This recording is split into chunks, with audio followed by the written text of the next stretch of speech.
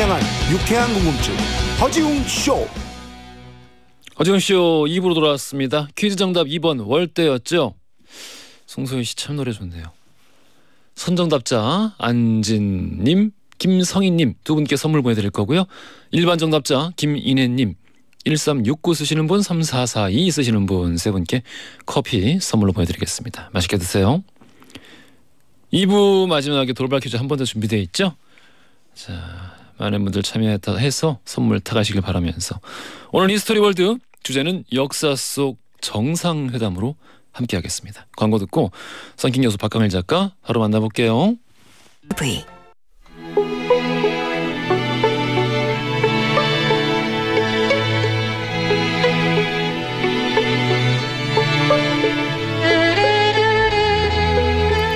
역사 속 과거를 통해 현재를 들여다봅니다. 히스토리 월드 역사여행 전문가 역사 귀요미 K3하천 박광일 작가님 나오셨고요. 안녕하십니까? 안녕하세요, 박광일입니다. 역사의 달인 역사 개그맨 썬킹 교수님 나오셨어요. 안녕하십니까? 니하오. 그럴 줄 알았어. 오늘 중국 얘기를 좀 할까 했어요. 이 몸의 절반은 일본, 몸의 나머지 절반은 중국. 알고 있었습니다. 완전 뭐라고 할까, 이 동남아란다. 동북아 3개국의 화합을. 입만 한국. 속옷은 일본. 그 중국 비자를 지금 신청하려고 하는데. 예. 비자가 필요해요? 비자? 예. 중국인이니까. 예. 정말 이민 가는 것보다 더 힘든 것 같아 지금요. 중국 비자가. 왜? 네? 왜? 일단은 제출 서류가 한 10페이지가 되고 지문 다 찍어야 되고 그다음에 졸업했던 고등학교 이름과 졸업 연도도 넣어야 되고 입대 제대 그 정보도 넣어야 되고 그리고 지난 30년간 발급됐던 모든 여권 발급 기록도 다 돼야 되고. 언제부터 그랬죠? 몇 달 안 됐어요. 몇 달 안 된 거예요. 네. 그러니까 전에 출장 갈때 안 그랬었는데. 네, 그 전에는 그냥 형식적으로 예. 몇 개 체크하고 신원 보증만 하게 되면은 그냥 뭐 단수 비자든 복수 비자 나왔었거든요. 예. 근데 지금 상황이 굉장히 지금 뭔가 안 좋아진 것 같아요. 저도 지금 곧 중국을 가야 되는데 저 말씀 들으니까 갈지 말지 고민이. 그래서 어제 같은 경우에는 이제 그 지문 10개 날인을 하려고 오라고 날짜를 정해주더라고요. 몇 월 며칠 몇 시까지 오라고. 딱 그날 방송에서 못 간다고 하니까 처음부터 다시 신청해야 돼. 정말? 처음부터. 그러니까 그래도 갈 거야 난. 선생님 교수님 지문 없잖아. 뭔 소리예요 지금. 기타를 많이 쳐가지고 지문이 없을 수도 있어요. 안 좋은 일 하려고 뭔가 이렇게 다 지웠잖아요. 일단 네. 아니야? 집안일만 해서 그래. 그렇군요. 이지연님이 썬키님 새 책인가 봐요. 방금 책을 하나 주셨는데 그래 까짓 거 기분이다. 잠깐 광고 시간을 10초 드리겠습니다. 그 책 제목이 뭐예요? 자기 책 제목도 몰라. 제목도 몰라. 방금 나온 책이라서 책 제목이. 자, 광고 여기까지 하겠습니다. 알겠습니다. 예. 그냥 뭐 이름으로 검색해서. 네. 예. 한혜민님께서 히스토리 월드 본방사수 하러 왔어요. 겨울부터 취미로 코바늘 뜨기를 하고 있는데 히스토리 들으면 시간이 금방 지나가더라고요. 오늘도 재밌는 역사 이야기 들려주세요 하셨습니다. 재밌는 역사 이야기 뭐 이제 우리 저희 코너의 전문입니다. 오늘 주제 역사 속 정상회담. 오늘 아침에 사진 많이 봤습니다. 미국 백악관에서 정상회담이 열렸죠. 포탈에서 많이 떴죠. 예. 네, 이제 우리나라 대통령이 국빈 방문 형식으로 12년 만에 이명박 대통령 이후로 다시 이제 미국을 방문했다라고 하면서 이제 일정이 어저께부터 이제 진행이 됐는데 어때요? 두 분이 보시기에는 뭐 어떤 의미가 있다고 생각하세요? 일단은 뭐 다른 걸 떠나가지고 그 이번 정상회담을 뭐 다 포함해가지고. 정상회담은 친목회담이 아닙니다. 그 모든 협상 가운데서 최고로 뭐라고 할까 민감하고 복잡한 회담이거든요. 협상이에요, 협상. 그래서 이 협상이 끝난 다음에 어떤 결과를 도출하냐 실질적으로 어떤 결과를 내냐 이걸 우리가 주목을 해야 돼요. 근데 그렇죠. 대개 정상회담은 이미 물밑에서 그 실무적인 것들은 다 결정이 된 상황에서 그렇습니다. 헤드들이 만나는 거 아닌가요? 이제 보통은 그래서 이제 정상회담 같은 경우는 굉장히 이제 사전 조율이 중요한 부분이 있고 의제 설정도 중요하고 예. 그거에 따라서 양국에 끼치는 효과 이런 것들이 있는데 이제 외교의 지향점과 그다음에 지금 이제 정상회담에 대해서는 이제 의견이 좀 이전에 비해서 좀 나뉘어지는 것 같아요. 그래서 보통 이제 외교하고 안보 부분은 서로 연결이 되어 있기도 하지만 또 한편으로는 살짝 떨어져 있거든요. 안보를 더 중시하느냐 아니면 외교적인 성과로서 어떤 평화 공존이나 경제적인 발전 이런 것들을 더 중시하느냐 이런 부분이 있는데 지금 이제 한미 회담 같은 경우는 안보 쪽에 좀 집중한 경향 예. 있다는 점에서 그 전에 일반적인 어떤 그 외교 형상, 특히 이제 정상들의 만남하고는 좀 차이가 있다라는 평가가 있는데 이 부분을 이제 끝나고 나서 어떻게 평가를 해야 될지 이 부분이 좀 조심스러운 부분인 것 같습니다. 그리고 이번에 이제 국빈 방문 스테이트 비짓인데 국빈 방문 지금 바이든 대통령 같은 경우는 이번에 국빈 방문이 두 번째예요. 손님이요. 초청은. 예. 마크롱 대통령 그다음에 윤석열 대통령인데 예. 국제적인 추세가 이제 국빈 방문을 다 이제 줄이는 추세입니다. 왜냐하면 국빈 방문을 할 경우에는 그 손님을 이제 초청을 한 국가가 모든 비용을 다 대요. 예, 그래서 맞아요. 너무 이제 비용 부담이 크다 보니까 국빈 방문은 이제 줄이고 있는 추세죠. 이게 그것도 재밌는데 원래 오래전에는 정상회담이라는 것 자체가 없었고 그렇죠. 왜냐면은 그 어쨌든 한 사람이 다른 쪽으로 가야 되잖아요. 네. 그거 자체가 굴욕이기 때문에 포로로 잡히면 그게 가능해요. 포로면은 가능한데 네. 맞지? 근데 그게 아닌 이상은 그거 자체가 굴욕이기 때문에 정상회담 자체가 열리기도 힘들었고 그리고 사실상 필요도 없었고 근데 우리 이제 현대에 들어서 방금 성킹 교수님 말씀해 주신 것처럼 초청하는 쪽에서 비용을 다 대고 이런 식으로 좀 훈훈하게 펼쳐지는 정상회담들의 모습이 많았죠. 역사 속에 참 중요한 정상회담들도 많았었고요. 많았죠. 자, 그래서 오늘 어떤 정상회담에 관련된 역사 이야기가 나올지 한번 기대를 해보겠습니다. 네. 자, 그 작가님께서 일단 저부터 시작을 하라고 해서. 그래요? 네. 싫어. 왜? 오늘 책을 드리니까 굉장히 좋아하시더라고요. 안 돼. 가위바위보. 가위바위보. 가위바위보. 아, 졌다. 이게 뭐야? 뭐 하려고 그랬는데? 어? 뭐 하려고 그랬는데? 닉슨 마오쩌둥. 믹스 마오쩌둥. 그 우리 작가님은요? 저는 그 왕건하고 경순왕. 왕건 경수나 네. 마오쩌둥 못하자. 마오쩌둥. 예. 좋아하네 중국을. 제가요? 네. 아니야. 닉슨을 좋아하시는 건가요? 왜? 닉슨을 좋아해? 워터게이트를 또 옹호하는구만. 나 닉슨 좋아해. 진짜? 예. 왜? 흑수저잖아. 그치.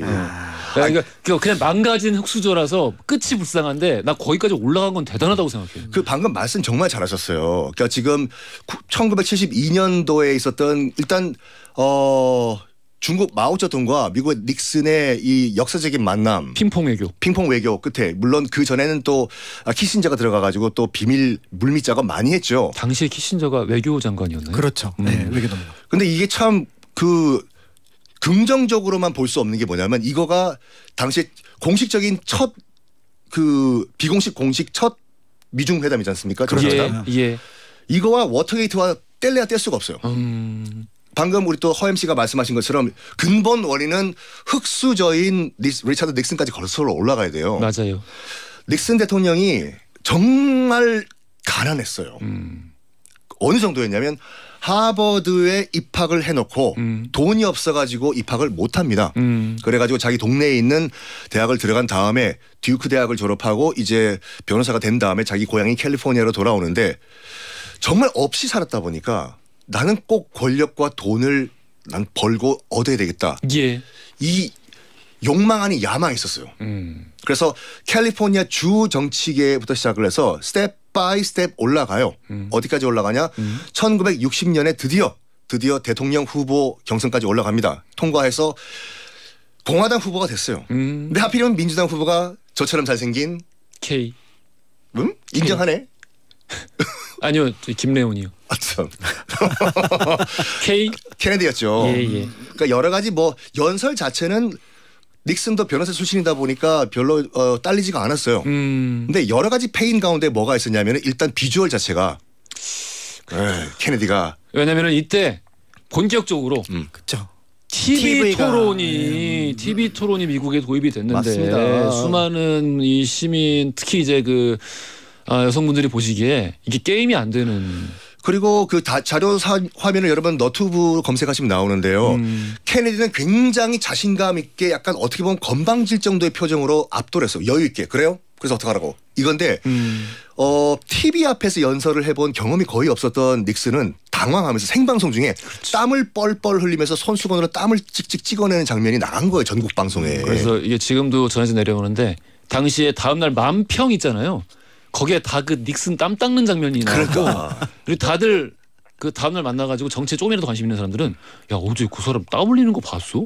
그리고 나를 맡길 수 있겠어? 그거 병 아니야? 그러니까 이 정도로 얘기를 했다라는 거예요. 저렇게 식은땀을 흘리는 거 무슨 지병 있는 거 아니야? 근데 이제 거기 반해서 걔네들은 잘생겼지. 그리고 어렸을 때부터 귀족 교육을 받아서 금수저 그런 금수저가 없었죠. 아유 그냥 반은 그 돈으로 갔어요. 솔직히 말해서 집안 백으로 된 것도 있어요, 솔직히. 이 부분에서 청취자분들이 요거를 이해를 해주셔야 돼. 닉슨의 피해 의식이 어마무시 폭발할 수밖에 없는 거야. 나는 돈이 없어서 똑똑해도 하버드를 못 가는데 이 친구는 돈으로 갔어. 돈으로 왔어. 내가 못 갔던 거기를. 하버드를 돈으로 갔고 나는 합격했는데 못 갔어. 그리고 돈이 무엇보다 없어. 더 기분 나쁜 거 잘생겼어. 약간 어떻게 보면 제가 느끼는 열등감 웅디한테. 오늘 왜 그래? 저는 권력 있는 사람한테 잘 보려고 많이 해요. 그래요? 괜찮아. 오케이. 괜찮아. 그럴 수 있죠. 그래가지고 이해하겠습니다. 낙선을 했네 닉슨이요. 떨어졌어요. 얼마나 좌절감과 분노를 느꼈겠습니까? 8년 동안 칼을 갈아요. 푹푹푹푹 해서 1968년도에 드디어 꿈에 그리던 당시 이제 민주당이 약간 분열된 상태였어. 그래서 공화당 후보로 나가서 당선이 됩니다. 그래요. 그때부터 뭘 하냐? 돈, 정치자금, 불법자금, 어떤 회사 특정 기업 도와주고 불법 자금 받고 이걸 대놓고 해요. 왜냐하면 그 전까지만 하더라도 그 에드가 후보라고 FBI를 만든 전설의 FBI 국장이 있거든요. 그렇습니다. 모든 미국 정치인들은 에드가 후보의 FBI 밑에서 절절절 맸어요. 어떤 국회의원이 FBI를 약간 해체한다든지 아니면 뭐 권력을 빼앗으려고 하면은 에드가 후보가 어이 광일팍 의원 내가 갖고 있는 자료가 있는데 이거 언론 공개하면 you are out. 야. 그게 대단하지 않습니까? 무섭죠. FBI를 설립하고 FBI 국장을 죽을 때까지 했어. 이게 문제가 뭐냐면 그 닉슨이 대학교 졸업하자마자 첫 직장 원서를 어디 넣냐면 FBI에 넣었어요. 예. 그때 국장도 에드가 후보고 그렇지. 지금 대통령 됐을 때도 에드가 후보야 지금. 죽을 때까지 했다니까. 죽을 때까지 했어, 죽을 때까지. 왜냐면은 모든 대통령과 정치인들의 약점이 다 자기 금고 안에 있거든. 금고 안에 있어. 근데 이제 에드가 후보도 나이가 이제 80이 다 되다 보니까 닉슨 때는 이제 힘이 빠진 거예요. 봐라, 에드가 후보 지금 힘 빠졌을 때 우리 해 먹자. 그래서 당선되자마자 재선위원회를 만들어 버려요. 4년까지 모자라다. 한 번 더 해가지고 재선 one more time 한 번 더 우리가 정치자금 불법으로 이걸 챙기자. 그런데 이 수많은 비리를 감추기 위해서 뭔가 연막탄이 필요하잖아요. 난 머리를 잘 썼다고 봐. 닉슨이 처음부터 이 대선 캠페인 할 때 선거 공약이 이거였어요. 베트남에서 우린 철군하겠다. 그렇지. 이 노모어 워. 노모 워. 내 임기에 전쟁 끝낸다. 그 지금 닉슨이 대통령이 당선됐을 1968년도만 하더라도 이제 미국이 정점을 찍고 베트남에서 그저 몰락을 하기 시작한 시점이거든요. 내가 군대를 빼겠습니다. 절 찍어주십시오. 한 거예요. 좋아. 나는 평화 대통령으로 나는 쉴드를 치고 나의 비리를 덮어버리겠다. 한 거예요. 닉슨이요. 그러면서 뭘 하냐면 무슨 방법이 없을까. 일단은 실제로 철군을 시켜요.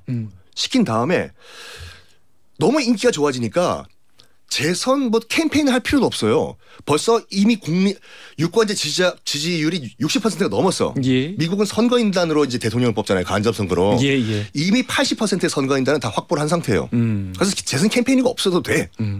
근데 닉슨이 얘기합니다. 어차피 민주당은 지게 됐는데 확실하게 지게 만들라고. 그냥 지는 게 아니라 완전 박살을 내고 지게 만들어라. 8년 전에 케네디? 디디디 담다디? 담다디? 왜 그래? 네. 나를 그렇게 모욕을 줬던 민주당 박살내겠다. 아시는 것 같이 지고 있을 때 이기는 놈 따라잡는 건 어렵지가 않아요. 근데 이기고 있을 때 더 이기는 건 힘들어 이거요. 그래서 당시에 이제 공화당 닉슨 재선 추진위원회에서 예. 고든 리드라는 사람이 있었는데 어떻게 하면 더 많이 이기지? 하다가 무리수를 둔 거예요. 민주당 선거위원회 도청하자. 해서 터진 게 이제 워터게이트인데 워터게이트 호텔에서 워터게이트는 여러분들 지금 포토맥강 변에 있는 1층은 식당 가고 2층부터 호텔인 복합 건물이에요. 그렇지요. 1층에 있는 식당의 스테이크가 굉장히 맛있어요. 가봤어요? 가봤지. 지금도 있다니까. 포레스트 검프도 나오잖아. 멋있다. 스테이크. 워터게이트 호텔 정도 가야지 허지웅 쇼에 나올 수가 있어요. 그렇구만요. 네, 그렇구만요. 탁 PD 거 갔다 왔대요? 왜? 요즘 탁 PD를 자꾸 견제하더라. 아니 여행 전문가니까. 근데 그래서 결과적으로 봤을 때 많은 분들이 워터게이트 도청 사건 때문에 닉슨이 재선 성공 못했다고 하시는 분이 계신데 아니에요. 네. 끄떡없었어요. 끄떡없어. 워낙 지지율이 높았기 때문에 워터게이트도 정말 어이가 없이 도청 실패해요 그거요. 고든 리디가 5명의 그 공작원을 매수해가지고 들어갔다가 너무 싼 도청 장치를 설치한 거야. 그래서 나와 보니까 도청 장치가 작동을 안 해. 예. 야마 들어가 다시 설치하고 와. 저기요. 다시 왔다가 들어가면 경비원이 우리 의심할 건데 그래도 가. 그래서 두 번째 도청 장치를 설치하려고 하다가 경비원이 아까 왔던 애들 또 오니까 뭔가 있다 해서 경찰에 신고한 거예요. 근데 경찰이 와서 보니까 원래 단순 절도 사건인 줄 알았는데 도청 장치가 벽에서 나오네. 이거 뭔가 큰 거다 해서 FBI에 사건을 넘겨버렸어. 일이 커진 거야. 그런데 이제 오늘 주제는 워터게이트가 아니기 때문에 그렇죠. 내가 조금 더 평화 대통령으로서 이 타이틀을 공고히 하면은 워터게이트고 머시기고 FBI고 나는 재선에 성공할 수 있다. 민주당 깔아 뭉갤 수가 있다. 예. 뭔가 방법이 없을까 하다가 그 유명한 연설을 해요. 이건 정말 잘했다고 봐. 예. 제가 닉슨이라고 여러분 생각하고 들어보세요. My name is Nixon.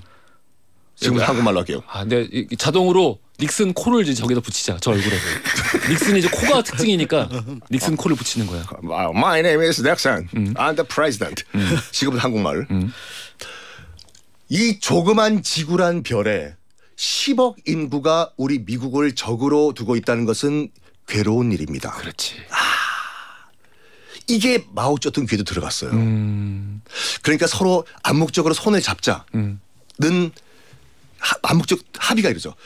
마오쩌둥 같은 경우에도 지금 소련과 경쟁을 하고 있던 상태이기 때문에 미국의 도움이 필요했고 그래가지고 일단 키신저를 보내요. 닉슨이요. 예. 키신저를 파키스탄을 보낸 다음에 파키스탄에서 갑자기 아이고 배야 복통이 났다는 핑계 대고 사흘 동안 사라져 버려요. 아하. 그 사흘 동안 어디 갔냐? 몰래 극비리의 키신저가 베이징 서우두 공항으로 들어갑니다. 그래요. 그리고 조원 라이와 만나요. 주은래와 만납니다. 그리고 이제 물밑 작업에 들어가죠. 어떤 조건으로 우리 대통령이 오면 좋겠냐. 뭐 여러 가지가 있었어요. 그러면 대만을 중국 땅 중화인민공화국의 영토로 인정을 할 수 있냐. 좋다. 등등등의 몇 가지 합의를 합니다. 그런 다음에 역사적으로 1972년 2월 닉슨 대통령이 불과 몇 년 전까지만 하더라도 적으로 싸웠던 한국전쟁 때 중화인민공화국 서우두 공항에 내려와요. 예. 내려옵니다. 그리고 방문 마지막 때 마오쩌둥과 만날 것으로 생각을 했는데 웬걸 공항 내리자마자 몇 시간 후에 마오쩌둥과 역사적인 미중 중미 정상회담을 갖게 됩니다. 그래요. 우리 이거 쭉 들었는데 또 이제 그 인간 닉슨을 별로 이렇게 싫어하지 않고 약간 좀 등 두들겨주고 싶어하는 제 입장에서 조금 또 말씀드리면은 이게 막 무슨 자기 비리를 덮으려고 한 건 아니고 진짜 진심이었어. 사실 그거까지 좀 뭐라고 하면 좀 애매한 거고 안타까운 게 그런 것 같아요. 막 이기고 있는데 더 이기려고 했다기보다는 이 자기 인생사 어렸을 때의 인생사 그리고 이후에 성장하고 나서 자리를 잡았는데 계속 저 아이비리그 사람들한테 지잖아요, 자기가. 그렇죠. 그리고 자기가 무시당하고 이러니까 어느 순간부터 계속해서 쫓기는 기분으로 살았던 것 같아요. 그래서 계속해서 쫓기는 기분. 마무리로 이렇게 미중 회담을 왜 추진했냐면은 그러니까 워터게이트 사건과 재선을 성공하기 위해서. 그 이야기 끝나갈게요. 여기 3부 시작에 어차피 정상회담이니까 하면 되고. 늘 시간이 좀 부족합니다. 아무튼 그렇게 좀 늘 쫓기는 마음으로 살고 또 피해의식에 갇혀서 살고 하면은 이런 좀 닉슨 같은 인생에 무리수를 두게 된다. 그렇죠. 잘못된 판단. 예, 아무도 믿지 않게 되고 모든 사람을 도청하게 되고 이런 길로 빠지지 않기 위해서라도 이런 역사를 공부해야 되는 게 아닌가 생각이 듭니다. 맞습니다. 자, 우리 역사 속 정상회담 이야기 나눠보고 있죠. 여기서 돌발 퀴즈 드릴게요. 2017년 당시 트럼프 대통령이 한미 정상회담 위해서 한국을 찾았었죠. 이때 만찬에 올라서 화제가 된 음식이 있습니다. 일본이 싫어했다고 하네요. 보기 드립니다. 1번 독도새우, 2번 꽃게, 3번 킹크랩. 힌트. 울릉도 동남쪽 백길 따라 200리 200리. 외로운 섬 하나 새들의 고향. 고향. 가사 기억 못하시죠? 아니요. 그 이- 누가 아무리 자기네 땅이라고 그래도 이 노래 랩이었어. 합창이었습니다. 하청이었어요. 알겠습니다. 정답 우리 짧은 건 50원, 긴 건 100원이 드는 문자 샵 1035나 무료인 글로 보내주시면 추첨 통해 선물 보내드리고요. 버즈의 턴턴턴 들으면서 3부로 갈게요. 허지용 쇼.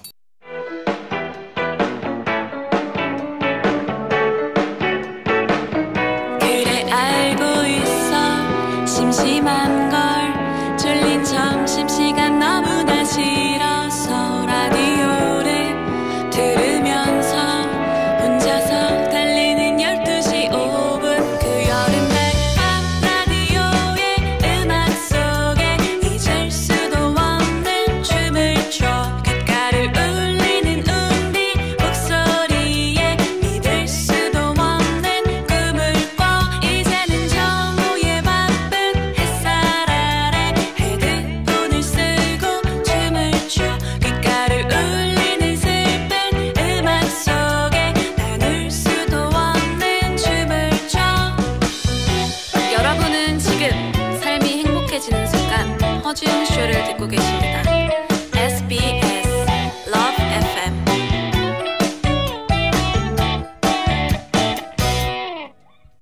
허지용 쇼 3부로 돌아왔습니다. 오늘 역사 속 정상회담에 관련된 이야기로 박강일 작가, 선king 교수 두 분과 함께 히스토리 월드 함께 하고 있지요. 앞서 이제 닉슨 이야기 하다가 말하는데 참 닉슨 그 참 생긴 거 뭐 이런 거만 빼면은 그래도 괜찮은데 노력파에 끝까지 뭔가 뭐 끝내 자기가 증명을 했고 네. 자신이 어떤 성공할 수 있다는 걸 증명을 했고 인생을 통해서 아무것도 물려받은 게 없는 상황에서 거기다가 평생 누구와는 달리 아내만 사랑했고 누구와는 달리 K와는 그렇네요. 달리 네. 아까 K랑 닮으셨다고. 저요? 네. 아니 저 케네디 말씀하시는 거죠? 평생 아내만 사랑했고 저는 참 그 진심으로 평화를 갈망했다고 생각해요. 왜냐면은 그 사람이 진짜 이렇게 나쁜 마음 먹었으면은 마지막에 그 차라리 탄핵될지언정 끝까지 버텼을 거야. 그렇죠. 네, 혼자 그러니까 스스로 사퇴하지 않고 끝까지 버텼을 거고. 그리고 그 히피 시위도 무력으로 제압하지 않았고 여러 가지 면에서. 어쨌든 그 이야기를 마저 좀 들으면서 다음 이야기로 넘어가 보겠습니다. 일단 뭐 닉슨이 이제 1972년 2월에 방중가 주계 장막을 넘어가지고 마오쩌둥과 손을 잡은 거 역사적인 일이죠. 바로 그 한 해 전인 1971년도에는 유엔 상임 안보리 이사국 자리를 타이완에서 중국이 가져가 버립니다. 일단 분위기는 다 이제 닉슨이 깔아놓은 상태였어요. 일단은 표면적으로 봤을 때는 평화 대통령이 맞잖아요. 예. 그래서 정말 닉슨이야말로 베트남전을 끝내고 한때 우리 적이었던 그 중국과 손을 잡은 평화 대통령이다라는 분위기에 이 힘입어가지고 압도적인 표차로 재선에 성공을 합니다. 예. 그러니까 좋게 말하면은 뭐 정말 평화를 갖고 온 거고 나쁘게 말하면 자기 재선을 위해 가지고 미중 정상회담을 약간 악용을 한 거죠. 뭐 그런 정도의 이용이라면 평화를 바탕으로 해서 자신의 권력을 연장할 수 있는 사람이라면 저는 충분히 지지할 의지가 있습니다. 왜냐면은 그 외교 자체가 거짓말은 아니었으니까. 그러니까, 결국 그러니까. 수교를 했으니까요. 그렇죠. 그리고 이제 사실은 그때부터 이제 중국이 어떻게 보면 이제 서방과 벽을 약화시키니까 소련 혼자 어떤 의미에서 보면 고립된 상황이었고 그렇죠. 그게 이제 시간은 좀 차이가 나지만 결국은 이제 냉전이라고 하는 것들이 붕괴로. 88년, 89년 이후로 풀어지는 배경이 되는 거죠. 그때 이제 미중 정상회담 때 마오쩌둥이 무슨 얘기했냐면 예. 천하 삼분지계를 또 얘기했어요. 왜 그럴까? 삼국지를 너무 많이 봤나 봐. 당시 소련과 중국과 미국이 나눠 먹자.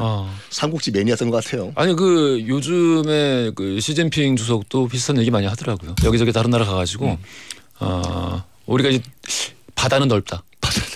미국에 가서 그 얘기하던데 바다는 넓다. 우리가 날아가줄 수 있다. 이게 참 무슨 얘기를 하는 건지.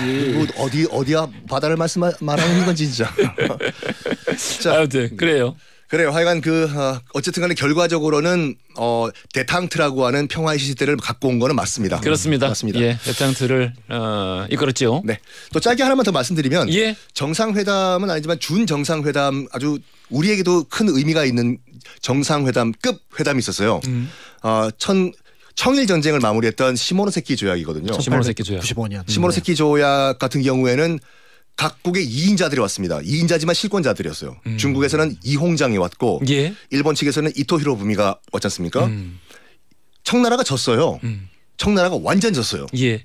그럼 당연히 강화 조약을 체결하면 이긴 쪽으로 넘어가는 건 맞죠, 솔직히 그 나라 가서. 그렇죠. 예. 네. 일본으로 와야 되는데 그러면 기본적으로 보통 수도로 간다고 생각하시지 않습니까? 그러니까 보통 도쿄 조약이 돼야 되는 도쿄 거죠. 조약이나든지 네. 베이징 조약이 돼야 되는데 왜 갑자기 뜬금없이 시모노세키 조약이냐? 지도 찾아봐야 돼. 학원 어디 있는지. 그렇죠. 시모노세키. 네. 시모노세키가 어디냐면 저는 가지 않습니다. 입지도 않고 거짓말하지 마. 후쿠오카에서 JR 타고 한 1시간 가면 있어요. 선희 교수 훈도시 보여. 뭐예요? 네. 하여간 왜 하필이면 시모노세키냐? 시모노세키는 우리는 부간 페리오로 알려져 있지만은 일본에서는 당시 뭐 조시번, 야마구치현 저 구석에 있는 어촌이에요. 그렇죠. 구석. 저 구석에. 거기 왜 오라고 했냐면 이토 히로부미 고향집이 거기 있어요. 고향집이에요. 아시다시피 거기 원래는 조슈번이고 지금은 야마구치현인데 모든 일본 구구 인사들의 고향이에요. 그렇죠. 그렇죠. 뭐 지난해 죽은 아베 신조 총리의 예. 정치 지역구도 거기고. 그렇죠. 그러니까 글로 오라고 그러니까 청나라 너희들 졌지. 그러니까 와가지고 최대한 굴욕 한번 맛봐라 이거예요. 그래서 시모노세키로 오라고 해. 이홍장이 정말 피눈물을 흘리고 배 타고 시모노세키 도착을 했어. 그러면 시모노세키에도 공관이 있을 거 아니에요. 관공서가. 그렇지요. 관공서가 있을 거 아니에요. 근데 웬 보거집으로 불러요. 아하. 아유. 슌판로라고 해서 지금도 가면 있습니다. 1층은 복집이고 2층부터는 료칸이에요. 저는 뭐 옛날에 한 번 몇 번 네. 그러니까 회담 장소를 주로 찾아다니는 거죠. 그렇지 회담 장소 찾아다녀. 가서 뭐해? 뭐 역사 설명을 하고. 여기서 돌아가신 선조들을. 뭔 소리야 또. 여기서 돌아가신 우리 일본 우익 선조들을. 뭔 소리. 하여간 지금도 영업을 하고 있는 보거집인데 슌판로라고. 진짜. 네. 거기로 불러요 이홍장을요. 왜냐하면 자기가 보거 매니아고 거기가 자기 단골 식당이었거든. 아 꼴보기 싫어. 그러니까 오케이 일본이 이겼다고 좋아. 그렇지만 진패전국인 청나라에게 최고의 모욕감을 주기 위해 가지고 머리를 쓴 거예요. 시모노세키로 와라. 그리고 관공서도 아니라 보거 횟집으로 와라. 지금도 거기 가시면요. 슌판로에 가면은 1층 식당에 한쪽에 나무로 된 책상이 있고 거기에 그 책상을 유리 케이스로 보존해놨어요. 그리고 여기에 이홍장과 이토 히로부미 앉아서 도장 찍었던 그 자리다라고 유리 케이스로 보관하고 있거든요. 되게 자랑스러운가 보다. 그 입장에 그렇겠죠. 자랑스럽죠. 일본에서는. 혹시 여러분 나중에 역사 투어 가시면 일본에 한번 가보시기 바랍니다. 그러니까 이렇게 보시면 돼요. 내가 내 단골집이 이제 순댓국밥집이라고 하면 저기 이홍장 보고 저기 내 단골 순댓국밥집으로 오셔. 이번에 한 명 더 오는데 젓가락 숟가락 세트 하나 더. 경우가 아니지. 이게 우리가 국사 시간에서 한 줄 짧게 배웠던 시모노세키 조약이었습니다. 아니 그런 생각이 듭니다. 이 일본이 정말 옛날부터 아무런 능력이 없는 상황에서도 계속 우리는 대륙으로 갈 거야. 우리는 중국을 싸워서 이겨서 우리가 이길 거야. 도요토미 히데요시조차 그러니까 풍신수길조차 임진왜란을 일으킨 이유 자체가 그렇죠. 중국을 먹겠다. 인도까지 가겠다. 그러니까 늘 그랬는데 이 청일 전쟁 그때까지는 참 일본이 그 분위기가 좋았죠. 그렇죠. 그리고 청일 전쟁이 일본 역사에 근대사에 굉장히 안 좋은 영향을 끼친 게 바로 뭐냐면 전쟁이 비즈니스가 된다는 거예요. 맞아요. 그거를 깨닫게 되면서 결국 그것이 러일 전쟁으로 나중에 만주사변으로 중일 전쟁으로 그거의 어떤 악순환을 끊지 못했다는 점 이제 그거를 어떻게 보면 일본에서 좀 배워야 되는 부분들이 있는데 그러니까 청일 전쟁으로 재미를 보고 이거 되네 이걸로 돈 많이 벌 수 있겠다. 그렇죠. 했는데 러일 전쟁 때 망가졌잖아요. 그렇죠. 러일 전쟁 때 그건 사실 일본이 이긴 전쟁이 아니에요. 그냥 어쩔 수 없이 끝내야 되니까 끝낸 전쟁이지 절대 이긴 전쟁이 아닌데 그러면 그때 그렇게 실패를 맛보고 전 국민들이 다 들고 일어났대요. 일본 국민들도 그 정도로 실패를 맛봤으면 더 이상 전쟁을 안 해야지. 라고 하지만 사실은 다른 곳에서 또 활로를 찾은 거죠. 그러니까 또 한 거야 중국어로. 이게 참 아무튼 전쟁 참 좋아해. 아무튼 그래서 우리 다음 박광일 작가님이 말씀해 주실 정상회담 이야기는 뭘까요? 네. 앞에서 이제 말씀드렸던 것처럼 우리나라 역사 속에 정상회담이라는 게 엄밀하게 얘기하면 존재할 수가 없습니다. 그러니까 실제로 정상회담 비슷한 게 몇 번 있었어요. 고구려하고 백제 사이에. 광개토대왕하고 아신왕이 항복했습니다. 이제부터는 고구려의 노비가 되겠다. 라고 선언을 했죠. 근데 또 백제가 준비를 했죠. 개로왕 때. 그래갖고 이번엔 또 장수왕 그때 가서 잡혀서 이제 물론 장수왕 앞은 아니지만 잡혀서 죽는 일이 벌어지게 됩니다. 너 한 방, 나 한 방. 아니요, 두 방. 너 우리 모두 두 방씩. 그렇죠. 예. 그러니까 백제만 어떻게 보면 아신왕은 항복하고 계로왕은 죽임을 당하고 이런 사례가 있었고 우리나라의 어떤 뭔가 왕과 관련된 존재가 다른 나라의 왕을 만나는 거는 망했을 경우 망했을 경우. 보장왕, 의자왕이 당 고종을 만난 경우 이런 뭐, 케이스밖에 없습니다. 옛날에는 정상회담 자체가 없었으니까. 그렇죠. 그러니까 예. 말 그대로 정상회담이라고 하는 것은 근대 외교의 어떤 맞아요. 상징이라고 볼 수가 있는데 그런데 역사 속에 정상회담이 있어요. 어느 누구 역사? 우리 역사에 우리 역사? 한 번 있었습니다.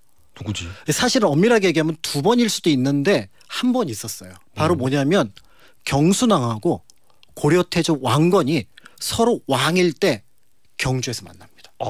931년에. 그러니까 이 사건이 그러니까 서밋이 있었어? 왕의 어떤 그 왕끼리 어떤 뭔가 회담이 있었어라고 하는데 이 사건이 있었습니다. 이것도 굉장히 평화적으로 이루어졌어요. 물론 그 배경을 살펴보면은 다급해진 신라가 있었다라고 볼 수가 있는데 이 사건은 사실은 927년까지 거슬러 올라갑니다. 927년에 그 유명한 경혜왕이 포석정에서 잔치를 벌였다고 하지만 사실은 제사를 지내다가 견훤의 습격을 받아서 자결을 당하는 사건이 일어납니다. 예. 죽어라 라고 하고 죽여서 결국은 이 경혜왕을 죽이고 나서 왕족 중에 한 명이었던 김부를 왕으로 올리는데 이 사람이 이제 경순왕이 되거든요. 근데 이 작전이 전격적으로 이루어져서 15일 만에 끝납니다. 그러니까 이 얘기는 바로 뭐냐면 친고려파였던 경혜왕을 제거하고 친백제파인 신라 왕족 중에 한 명을 세워야겠다. 여기에는 신라 왕실 안에서도 약간의 분열이 있었던 걸로 보여요. 왜냐하면 경혜왕은 박씨 왕이었는데 여태까지 박씨가 왕을 한 적이 없었는데 세 번째 박씨 왕을 한 거예요. 예. 김씨들이 이게 뭐지? 라고 하면서 그 어떤 내분 속에서 그 견훤이 그 틈을 파고 들어간 것 같습니다.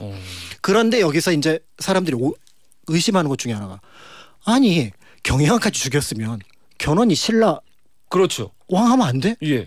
라고 생각을 하는데 신라 천년의 역사 더 나아가서 지금 그 당시의 전쟁과 지금 전쟁과 그 당시 전쟁이 완전히 다릅니다. 예. 왕을 죽인다고 이 나라가 멸망하는 게 아니라 그 왕을 따르던 귀족들이 다 항복을 해야 돼요.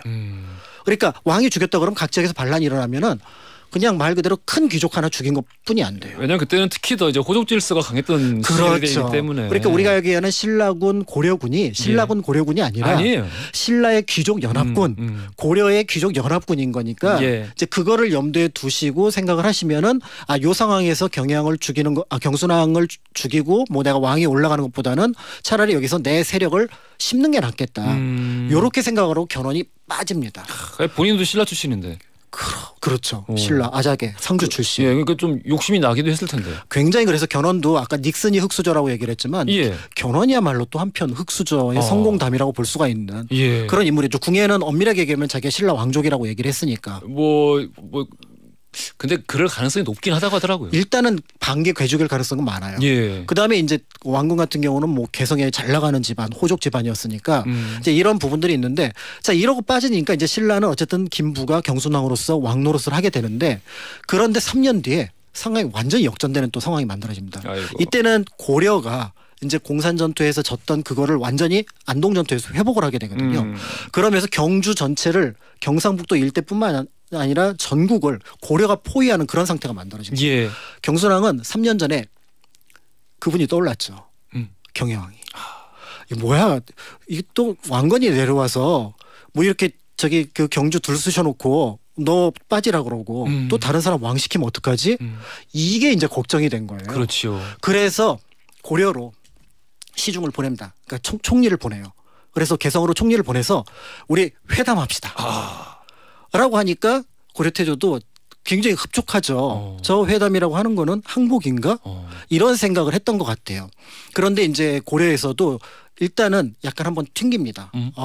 이게 이제 930년에 연락이 오는데 우리 못 가 바빠서 그리고 남들이 눈이 있는데 어떻게 가 이러면서 그 분위기를 만들어라 라고 이제 신라에게 다시 토스를 하니까 신라에서 이제 갖은 정성과 그다음에 이제는 왕건이 와야 된다라는 여론 이런 걸 다 만들어 놓고 그리고 다시 왕건을 부릅니다. 그러니까 이제 왕건이 유군필을 포함해서 군인들을 장군들을 쫙 이끌고 경주로 입성을 하게 되는 거죠. 근데 이때 회담 내용이 알려져 있지 않습니다. 뭐 무슨 얘기 있을까? 근데 이때 회담은 아마 그거였을 것 같아요. 내가 항복하면은 예. 고려에서 어떻게 해줄 수 있느냐. 그렇지. 거기에서 고려에 대해서는 지금 항복한다면 그러면 다른 귀족들은 얼마만큼 동참할 수 있느냐. 이런 조건들을 내걸었을 것 같아요. 뭘 보장해 줄 수 있느냐. 그렇죠. 그런데 이때 고려 왕건도 하나 또 눈에 띄는 게 있었어. 뭐냐면은 견훤이 경양을 죽이고 나서 오히려 수세로 돌아섭니다. 왜냐하면 다른 귀족들이 볼 때 견훤이라는 사람이 여차하면은 자기 세력을 위해서 다른 사람을 죽일 수 있구나. 그러니까 다른 호족들도 경계를 하기 시작합니다. 예. 그러니까 태조 머릿속에는 똑같이 또 그게 들어가 있는 거예요. 여기서 만약에 김부가 그러니까 경순왕이 신라를 내놓는다고 해서 그거를 받는 순간 예. 그럼 고려의 인기가 또 떨어질 수도 있다. 판단을 해서 이 회담은 형식적으로는 결렬이 됩니다. 예. 그런데 형식적으로는 결렬이 되는데 그런데 가만히 보니까 경주의 가장 큰 문제가 뭐냐면 돈이 없어요. 세금을 못 걷는 거예요. 지금 원래 한 나라가 전근대 국가라고 하는 것들은 세금을 걷어서 그럼요. 중앙에서 운영을 하는데 지금 달랑 경주만 남아 있어요. 그러니까 조선으로 치면 한양만 있는 거예요. 예. 그러니까 세금이 들어와야 되는데 그 세금이 없는 거예요. 그러니까 이때부터 그 수혈을 누가 하냐면 고려가 하기 시작합니다. 그렇지. 한 3년 4년 해줬는데 이제 935년에 그 유명한 이제 견훤이 탈출해서 왕건한테 항복한 그 사건을 보고 뭐지 그럼 난 어떡하지? 그러면서 이제 우리가 알고 있는 이제 이때는 이제 말 그대로 정상회담이 아니라 바로 사신 보내서 항복의 조건을 타결하게 되고 이 935년에 있었던 936년의 그 신라 멸망이 사실은 931년에 정상회담에서 다뤄진 내용일 가능성이 그럴 것 같아요. 많습니다. 그래서 네. 실제로 11월인데도 불구하고 그 신라를 나와서 고려의 주요 도시를 다 거친 다음에 개성으로 들어가요. 그러니까 이게 뭐냐면은 호족들하고 다른 백성들한테 그렇지. 그 큰 천년의 신라가 지금 고려에 항복을 한다. 이 모습을 보여주고 거기에 또 한편으로 이때 이제 백제의 요격 첩보가 있었어요. 요격 첩보? 네, 아직 이제 견훤은 항복했지만 큰 아들은 남아 있으니까. 그러니까. 이 후백제가 이들 그 경순왕의 항복 세력을 요격하려고 한다. 그러니까 그거를 빌미로 고려에서는 대규모 대군을 고려에서 경주를 아예 그러니까 이른바 그 계엄 상태로 만들어 버립니다. 그리고 나서 경순왕이 이제 쭉 올라와서 문경을 지나서 원주까지 와서 다시 서쪽으로 들어서 개경까지 들어가는. 그건 뭐 이제 그 왕건한테 굉장히 대우도 잘 받고 살았잖아요. 그렇죠. 그게 다 약속이 돼 있던 것 같아요. 그렇죠. 그게 이제 931년에 한번 얘기를 했는데 정상회담. 이때는 서로 지금 분위기가 아니었다. 그러다가 한 5년 뒤에 견훤이 항복하고 나니까 이거를 실제 옮긴 것이 아닌가. 그것이 정상회담이었을 것이다. 그래서 우리나라 역사에 제가 알고 있는 거의 유일한 정상회담이 이 정상회담이에요. 저는 이 시기의 이야기를 들을 때마다 가끔 상상해봐요. 어떤? 그 사람들이 너무 놀랐을 것 같아. 견훤이 고려에 항복하러 갔을 때 견훤이 그러니까 큰 아들한테 그러니까 아들들한테 지금 이렇게 쫓겨난 것도 아니 자기가 도망간 거죠. 도망갔죠. 항복 죽이려고 그러니까. 네, 죽이려고 그러니까 도망갔죠. 나주를 통해서 배 타고 올라갔으니까. 아들한테 죽을 수는 없으니까. 그렇죠. 가서 일을 갈면서 자기랑 싸우던 왕건한테 지금 간 거잖아요. 그렇죠. 의탁한 거잖아요. 그리고 첫 번째 자기가 요청했던 게 바로 뭐냐면 내 아들들 토벌해달라. 그리고 내가 그 제일 앞장서. 그러겠죠. 아니 그러니까 이게 이 당시 사람들이 이 얘기를 듣고 처음에 믿진 않았을 것 같아요. 그러니까 이제 웅쇼일보에 처음에 호해로 등장을 딱 하는 순간 저 호해는 거짓말이다. 아니면 뭐 오탈자가 있는 거 같다. 그렇죠. 그런데 이제 후속 보도가 계속 올라오고 나니까 사실인가? 그리고 현지에 나가 있는 특파원, 나주에 나가 있는 특파원 한번 얘기해 주십시오. 금산사에서 탈출한 게 맞습니까? 라고 하니까 맞다고 얘기를 하면서 아마 사실로 밝혀졌을 때 전체 호족 사회가 크게 뒤집혔을 가능성이 있죠. 참 견훤 역할했던 서유석 선생님이 예. 연기를 굉장히 잘했어. 그 최수종 역할했던 왕건. 왕건이 최수종 역할을 했군요. 그렇군요. 그렇군요. 어쩐지 너무 잘해. 찰떡 같더라. 왕건아오, 내 신검이를 내가 직접 잡겠어. 완전 멋있었지. 그치. 신검이 내 이놈. 난 진짜 유인석 선생님이 원래 그 손자병법 묘비잖아요. 그렇죠. 목소리가 원래 그런 분이 아닌데 일부러 어떻게... 긁어가지고 굉장히 좀 강한 느낌으로. 그러니까 목에 되게 안 좋을 텐데. 근데 궁금한 게 정말 타임머신 있으면은 다 가보고 싶어요. 어떤 거를? 예전에 살았던 우리 선조들은 다 목소리를 내 이놈. 아니야. 그럴 리가 있나? 성대 나갔겠죠 아마. 그렇죠. 그래서 이제 우리 역사 속에서 이제 정상적으로 어떻게 보면은 정상회담이라고 할 수 있는 건 요거 하나가 있는데 약간 안타까운 정상회담이 굉장히 드물지만. 그러니까 그러니까 우리나라 왕이 다른 나라 왕을 만난 경우 항복 외에는 없었잖아요. 그런데 그 항복이 우리나라 땅이었다면. 그러니까 청태종하고 예. 인조의 만남도 정말 어떤 의미에서 보면은 떠올리고 싶지 않지만 굉장히 중요한 정상회담이라고 볼 수가 있는데요. 삼전도의 굴욕 그런 것도 이게 우리가 정상회담으로 그렇죠. 정상의 만남이죠. 만남이죠. 근데 이제 여기서 중요했던 게 사실은 삼전도의 굴욕 과정에서 그 마지막 일주일 동안의 그 협상 내용이에요. 아 협상이 있었지 하긴. 네, 왜냐하면 이제 1월 22일 이제 강화도가 함락이 되면서 결국은 남한산성에서 이제 복림대군 이하 왕족들 그다음에 신하들이 다 잡히고 강화도가 함락됐으니까 더 이상 기댈 데가 없다. 그리고 식량 조사해 보니까 앞으로 일주일밖에 안 남았다. 그럼 이제 여기서부터는 주하고 척하고 다 버리고 항복 조건에 들어갑니다. 그런데 그 항복 조건의 첫 번째 항복 조건이 되게 이제 여러 번 반복돼요. 그러니까 우리가 알고 있는 한 번 딱 줘서 바로 통과가 되는 게 아니라 그럼요. 계속해서 협상이 이루어지는데 첫 번째 조선에서 내걸었던 항복은 바로 뭐냐면 홍타이지 청태종을 황제로 부르겠다. 그러나 칭신하지는 않겠다. 내가 신하로서 그 조선의 왕이 청나라의 신하가 되지는 않겠다. 이제 이 얘기는 바로 뭐냐면 아직 우리가 명나라의 신하다. 그렇죠. 그러니까 황제를 둘로 두는 건 상관이 없는데 우리는 이쪽은 황제고 이쪽도 황제지만 우리는 이쪽 황제의 신하로서의 역할을 하겠다라고 통보를 하죠. 왜냐면 우리는 명이랑 형제니까. 그렇죠. 그랬더니 명예청에서 말도 안 되는 소리 리젝트 거부당합니다. 그러니까 두 번째는 그럼 우리 칭신은 할 텐데 그러면은 항복을 할 때 왕이 아니라 세자나 대신을 내보내겠다. 그런데 여기에 지금 용골대 마부대만 온 게 아니라 지금 홍타이지가 직접 와 있단 말이죠. 예. 근데 여기 세자가 나와서 항복을 받는다고? 말이 안 되지. 또 말이 안 된다고 바로 거부를 하죠. 그 제가 홍타이지였으면은 첫 번째 협상소 왔을 때 그냥 다 쓸었어요.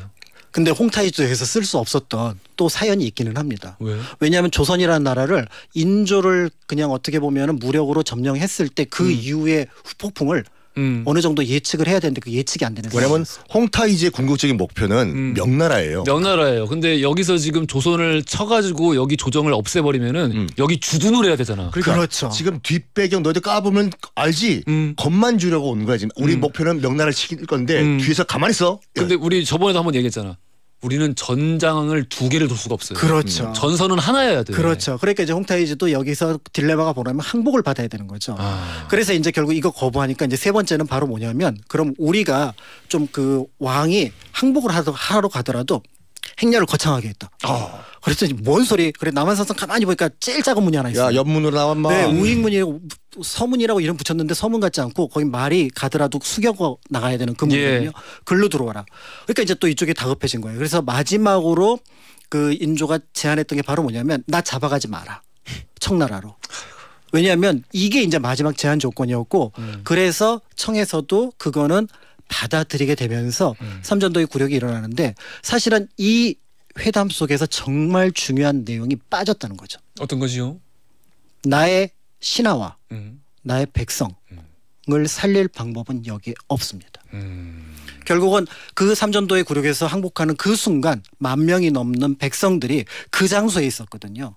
그들에 대해서는 이 협상 내용이 없었다는 것. 그리고 이후에 청에 끌려간 우리 백성들. 피로인들은 한 50만 명 가까이 된다고 하죠. 그러니까 그렇게 볼 때 정상회담에서 지향해야 하는 거는 국가와 백성인데 이때는 왕만 남았죠. 남았다는. 나 인조 나만 좀 살려줘. 그렇죠. 그 정말 안타까운 거는 많은 학생들이 이 삼전도의 굴욕을요 심전도의 굴욕으로 알고 있더라고요. 왜? 비슷하니까 심전도는 종합검진할 때 하는 거죠. 어디가 비슷해? 심전도 삼전도. 거짓말. 진짜라니까. 웃기고 싶어서 그렇지. 6.25 전쟁을 6.25 전쟁이라고 한다니까. 거짓말하지 마. 전철 9호선을 타면 됩니다. 삼전역이 있으니까. 여기까지. 뭔가 이게 유머라는 게 세 명이서 상생 효과가 있어야 되는 상성이 있어야 되는데 전 정리를. 말이 나올수록 깎이고 있습니다. 아무튼 인조는 파도 교단밖에 없어요. 어떻게 그 마지막 순간까지 자기 자신 아니만 생각했을까요? 그래서 그날 밤 창경궁 양화당으로 들어가죠.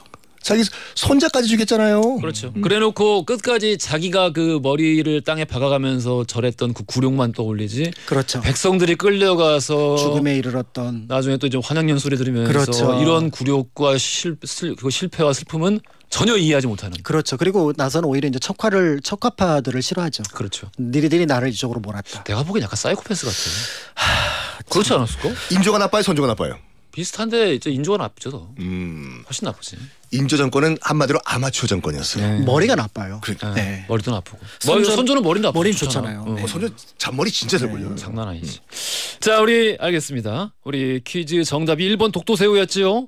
당첨자 9070-8910-1025 쓰시는 분 세 분께 선물 보내드릴게요. 자, 지금까지 박광일 작가, 썬킴 교수와 함께했습니다. 감사합니다. 감사합니다. 네, 감사합니다.